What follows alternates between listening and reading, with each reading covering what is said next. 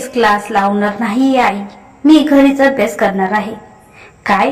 दोघंही जवळजवळ ओरडलेच. काय वेड लागले का तुला? नाही आहे बाबा, कॉलेजमधले लेक्चर्स रेग्युलर अटेंड केले आणि घरी नियमित अभ्यास केला तर क्लासची गरजच नाहीये.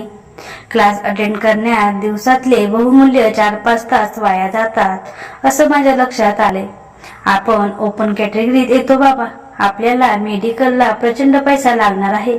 क्लासच्या अवाढव्य फी मध्ये तो घालवणं योग्य नाही. मी सगळा सारासार विचार केलाय. तुम्ही काही काळजी करू नका, मला मेडिकलला नक्की ऍडमिशन मिळेल.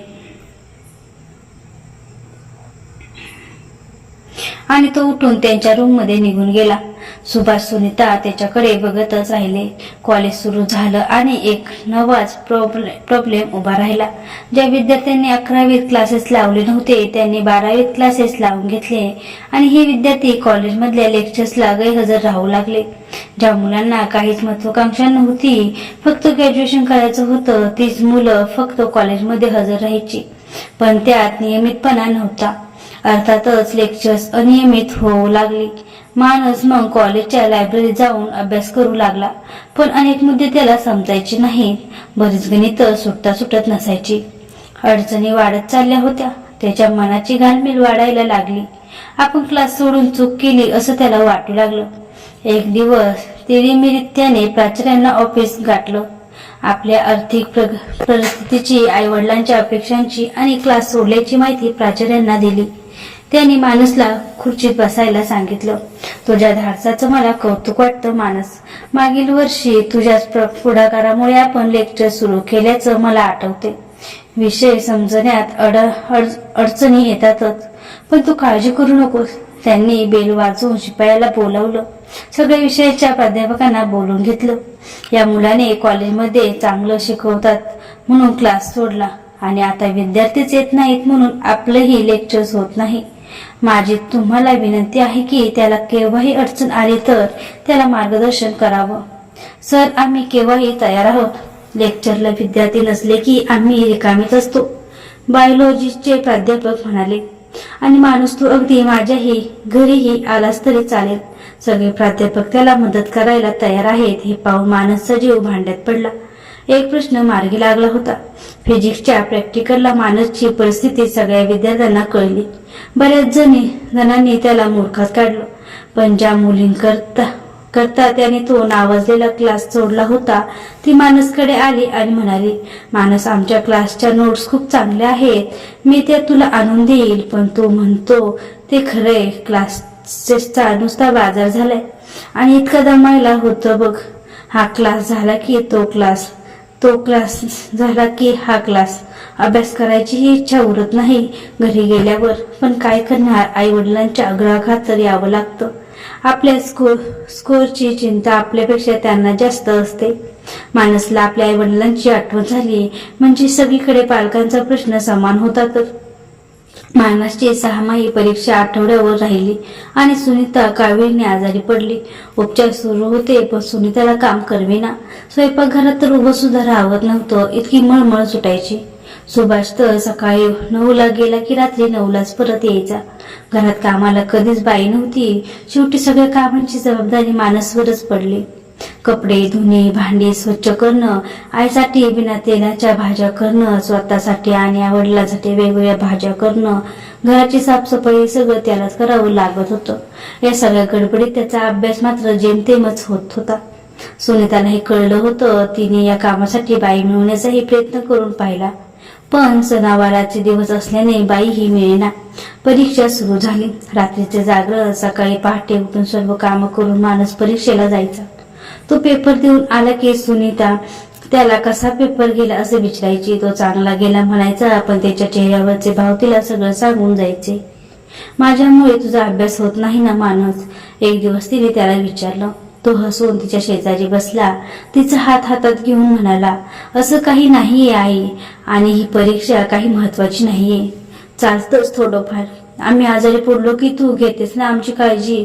मग एखाद्या वेळी आम्ही तुझी काळजी घेतली तर बिघडलं कुठं? त्याचा समजूतदारा पाहून तिला भडभडून आलं. दुसरी वेळ असते तर काही वाटलं नसतं रे.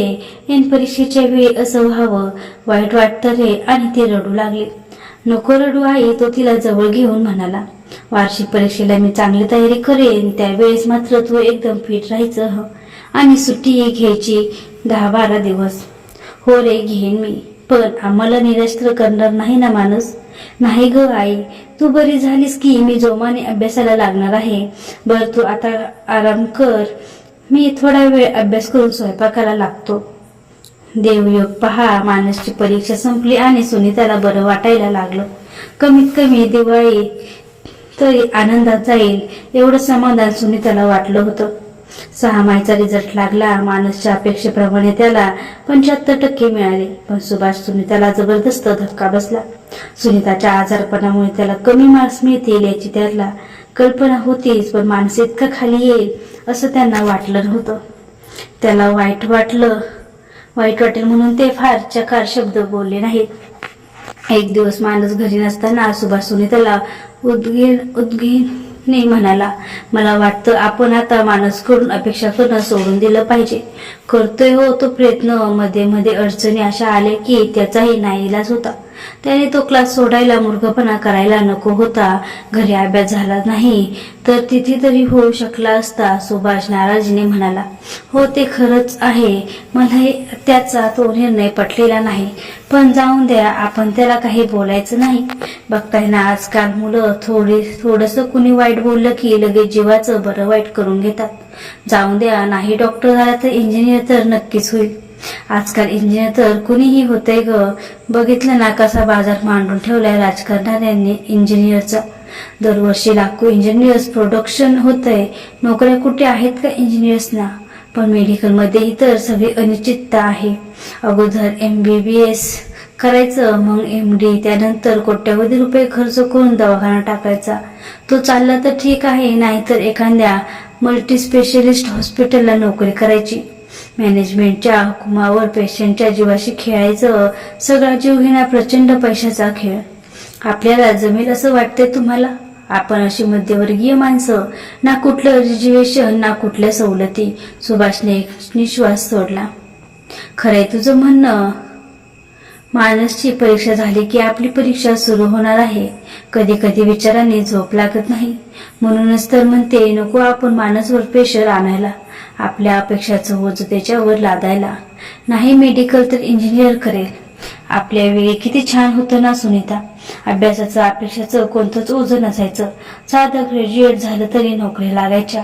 पगार कमी असला तरी आपण समाधानी होतो. तसे आताही आपण समाधानी आहोत. फक्त मानसच्या भवितव्यासाठी आपण बेचैन झालोय. त्या बिचाऱ्याची एक चूक आहे की तो एकुलता एक आहे. त्यामुळे आपल्या आशा अपेक्षांचा केंद्रबिंदू तोच आहे. ही त्यालाही जाणीव आहे. म्हणून त्यातच अकाली प्रौढत्व आलंय. भाऊ बहीण कुणी असतं तर त्याला मन तरी मोकळं करता आलं असतं. आपल्याजवळ तो खुलत नाही. त्याचा ताण त्याच्या चेहऱ्यावर आजकाल दिसू लागलाय. ठीक आहे, यापुढे आपण त्याला अभ्यासाबद्दल काही विचारायचं नाही. जसं होईल तसं. तो तसाही सिनियर आहे, सुनीता म्हणाली. मग आपण उगीच त्रास का द्यायचा? तेवढ्यात मानस आला आणि त्यांचं बोलणं कुठलं. परीक्षा जवळ आली तसा मानस अभ्यासात गुरफटून गेला. त्याच्या मित्राचे आता क्रॉस कोर्सेस सुरू झाले होते.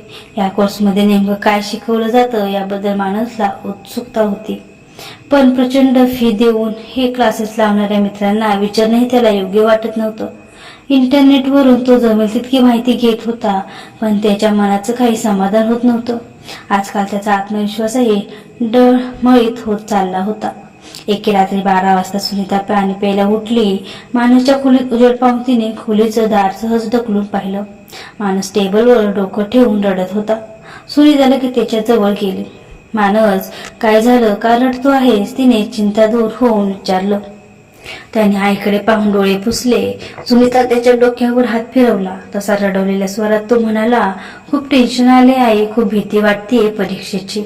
बेटा, असं घाबरून कसं चालेल परीक्षेला? ही तर फक्त 12वीची परीक्षा आहे. अजून पुढे कितीतरी परीक्षा द्यायच्या आहेत तुला.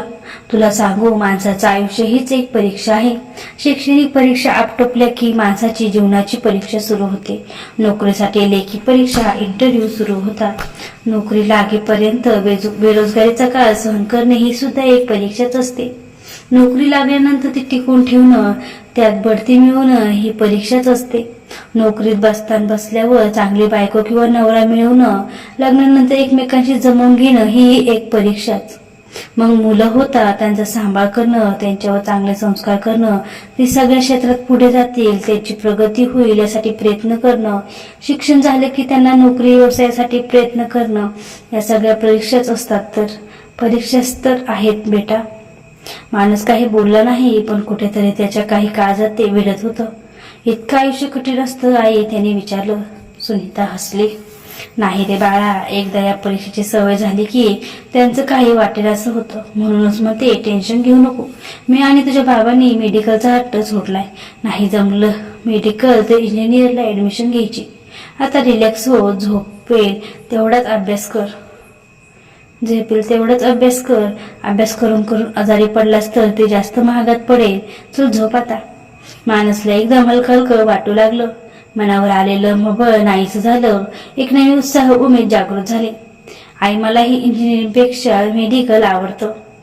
मी प्रयत्न करणार आहेच, पण नाही जमलं तर प्लीज नाराज होऊ नका. नाही होणार, चल पुढे कर अभ्यास. माणूस प्रसन्न मनाने झोपायला गेला. परीक्षा सुरू झाली. माणसाच्या मनावरचं अपेक्षेचं ओझं उतरल्यामुळे माणसचं डोकं उत्तमरित्या काम करत होतं. परीक्षेची भीती नाहीशी झाली होती, त्यामुळे प्रत्येक पेपर त्याला सोपा वाटत होता. परीक्षा संपल्यावर सुभाषने त्याला विचारलं, किती मिळतील असं वाटतंय तुला? इंजिनिअरिंगला ऍडमिशन मिळेल एवढे नक्की मिळतील. सुभाष काही बोलला नाही, पण मनातून तो नाराज झाला. मानसने मेडिकलसाठीच प्रयत्न करावे असं त्याला अजूनही वाटत होतं, पण सुनीता आणि त्याचं ठरल्याप्रमाणे त्याने शांत राहायचं पसंत केलं. रिझल्टचा दिवस उजाडला. सुनीताच्या उरात दळदळ होऊ लागली. आपल्या अपेक्षा भंगच होणार आणि तसा झाला तर आपण मानसला काहीतरी बोलून बसू या भीतीने सुभाष कामावर निघून गेला. 11 वाजता घरातले नेट व्यवस्थित चालत नाही म्हणून मानस सायबर कॅफेवर निघून गेला. सुनीता घरातच थांबली. विपरीत रिझल्ट लागला तरी तिने मनाची तयारी करून ठेवली होती, पण मानस आणि सुभाषच्या प्रतिक्रिया कशा राहतील या कल्पनेनेच तिचा थर कापू उडत होता. 12 वाजले, अजून काही कळत नव्हतं. सुनीता बेचैन झाली. मानसला फोन करण्यासाठी तिने मोबाईल उचलला, तेवढ्यात मोबाईलच वाजला. अपरिचित नंबर होता. तिने धडधडत्या काळजाने तो उचलला. काकू, मी मानसचा मित्र बोलतोय. मानस कुठे? अरे, तो सायबर कॅफेवर गेलाय रिझल्ट बघायला. का, काय झालं? अहो काकू, तुम्हाला कळलं नाही का? काय कळलं नाही? सुनीताने अधीरतेने विचारलं. अहो काकू, मानस पूर्ण जिल्ह्यातून पहिला आलाय आणि महाराष्ट्रातून दुसरा. पार्टी पाहिजे हं काकू. काय म्हणाला तू? परत एकदा सांग. सुनीताच्या डोळ्यात आता अश्रू जमा होऊ लागले. काकू, मानस महाराष्ट्रातून दुसरा आणि जिल्ह्यातून पहिला. सुनीताने पुढचं ऐकलंच नाही. मोबाईल तसाच ठेवून ती मोठ्याने रडू लागली. तेवढ्यात फाटकं वाजलं. तसंच रडत रडत तिने दार उघडलं. मानस बाहेर उभा होता. त्याचे डोळे रडवलेले दिसत होते. आईलाही रडताना पाहून त्याने तिला आई म्हणून मिठी मारली आणि तोही रडू लागला. तुला कळलं ना आई? त्याने रडता रडता विचारलं. हो बाळा, कळलं मला. खूप खूप अभिनंदन बेटा. फोन वाजला. सुनीताने तो घेतला. सुभाष बोलत होता. सुनीता, मला आत्ताच कळलं मानसबद्दल. पोराने स्वप्न पूर्ण केलं आपलं. पुढे त्याला बोलता येईना. बोलताय त्यांच्याशी? नाही, मी घरी यायला निघालोय. कधी एकदा त्याला भेटतोय असं झालंय. आल्यावरच बोलतो त्याच्याशी. सुनीताने फोन ठेवला, पण नंतर फोन सातत्याने वाजू लागला. मानसचे मित्र, नातेवाईक, परिचित आणि वर्तमानपत्राचे वार्ताहर सर्वांना मानसशी बोलायचं होतं. कोणताही क्लास न लावता त्याने इतकी उत्तम भरारी घेतलीच कशी हे सर्वांना जाणून घ्यायचं होतं. थोड्या वेळाने सुभाष आला. भरल्या डोळ्यांनी त्यांनी मानसला जवळ घेतलं. 12वी तर झाली, आता नीटची परीक्षा राहिलीये. एक टेन्शन अजून बाकीच आहे. सुभाष म्हणाला. काही काळजी करू नका भावा, माझी नीटची तयारी झालीये. उद्या सुद्धा मी परीक्षा देऊ शकतो आणि नक्की चांगला स्कोअर करू शकतो. मानस आत्मविश्वासाने म्हणाला. प्रेस फोटोग्राफर आले. मानसला पेढा भरवताना सुनीता सुभाषचे फोटो निघू लागले. मागच्या वर्षभरातील घटना मानसच्या डोळ्यासमोरून सरकू लागल्या आणि आयुष्यातील एक अवघड परीक्षा उत्तीर्ण केल्याचं समाधान त्याच्या चेहऱ्यावर झळकू लागलं. ही कथा दीपक तांबोळी या लेखकांनी लिहिली आहे. मित्रांनो, तुम्हाला कथा कशी वाटली कमेंट करून नक्की सांगा. आवडली असेल तर लाईक, शेअर आणि सबस्क्राईब करायला विसरू नका.